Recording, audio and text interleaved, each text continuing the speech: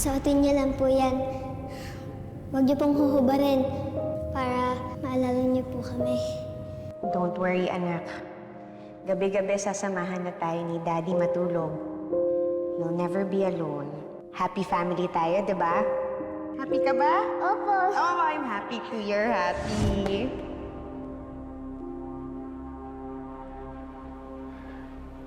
Patawad, naging pabaya ako.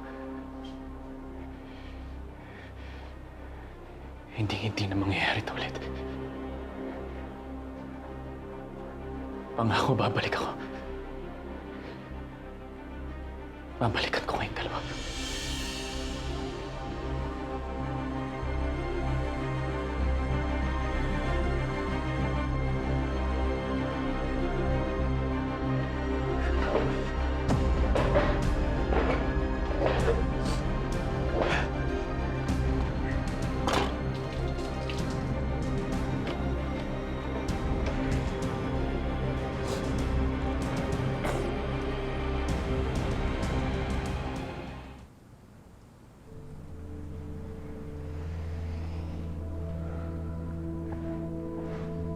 Mamaya na.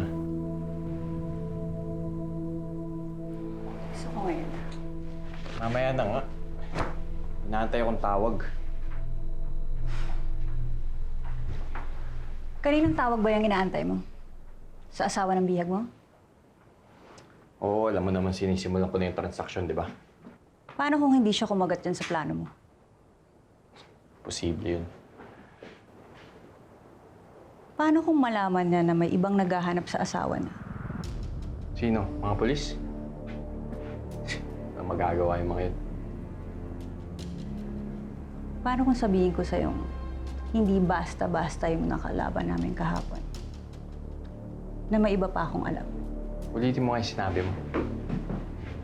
Tandang-tanda ko yung sinabi ng babae. Hinahanap daw niya yung asawa niya. Ano pa sabi niya? Yun lang yung natatandaan ko.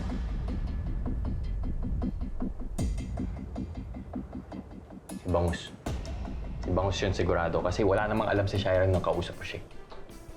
Si Shaira yung asawa. Sino naman si Bangus? Si Bangus yung unang asawa. May mga kasama ba siya? Oo.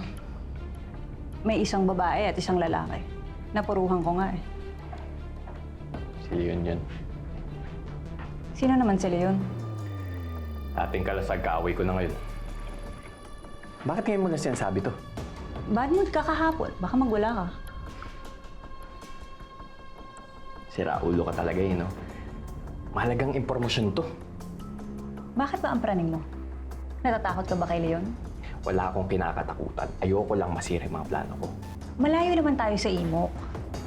Ang akala lang nila, doon tayo nagkukuta. Pero hindi nila alam, bungad lang yun. Kaya huwag mo nang isipin na. Kahit pa, hindi tayo pwede maging pabaya. Kailangan maging alerto ng mga bantay natin. Hindi tayo pwede matuntun nila Leon. Masisira lahat ng plano ko.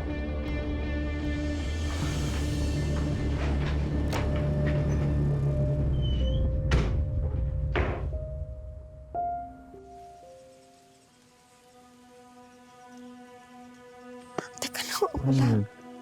Problema. Yung bracelet na binigay ni Tori sa akin, yung bibigay ko dapat kay Jordan pag nahanap natin siya, nawawala eh. Ano naman sabihin pati yun, intindihin pa natin. Napansin ko lang na nawawala, Hana. Hindi mo naman kailangan mag-react ng ganyan.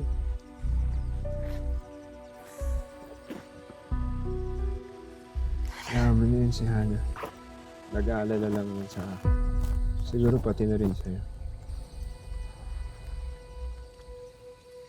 Tama naman siya eh. Tama naman lahat ng reaksyon niya sa mga nangyayari sa atin ngayon. Ako lang yung sobrang nag-aalala. Umaasa ka pa ba? Nabuhay si Jordan? Ewan ko, Leon. Para kasing mas mahirap tanggapin o paniwalaan na patay na siya. Nawala na siya. Hindi ko alam kung anong sasabihin ko kay Torin. Hindi ko nailigtas yung tatay niya. Paano ko yun sasabihin sa anak ko? Ano?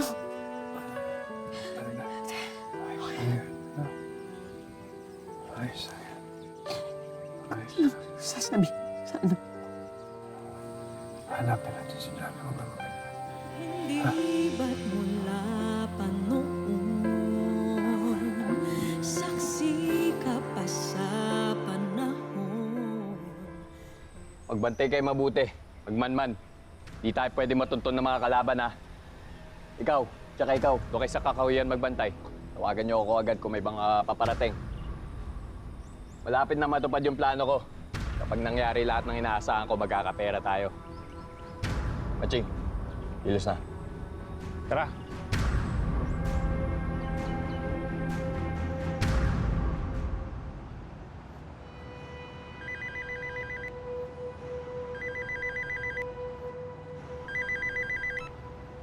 Hello. O ano? Naayos mo na yung pera ko. Ano ba? Hindi ganun kadaling mag-raise ng 5 million. Basta, gawa mo na ng paraan, naiinip na ako. Ginagawa ko naman ng paraan pero sana naman bigyan mo ko ng konting panahon. Bibigyan kita hanggang bukas. Kapag hindi mo na-deliver yung pera, papatayin ko yung asawa mo. Papadala ko sa'yo ng pera-peraso yung bangkay. Gusto mo?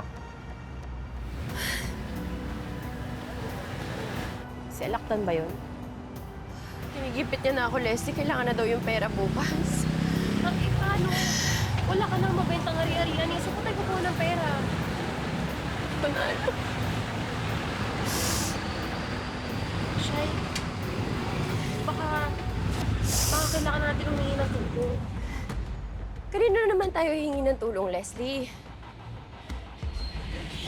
Kay Christy, baka may natatago siyang pera.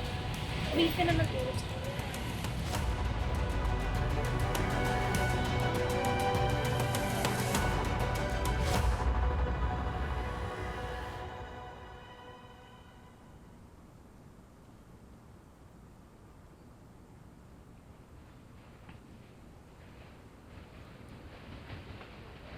Himala.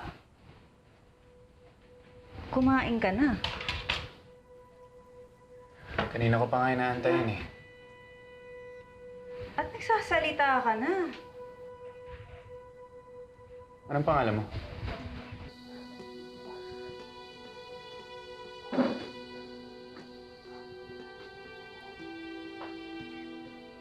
Talaga ba? Interesado ka nang makilala ako ngayon? Ako nga pala si Jordan. Mariposa.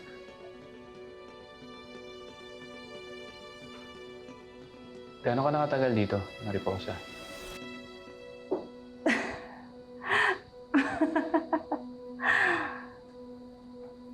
Hindi ako sanay ng kinakausap mo. Ayaw mo ba?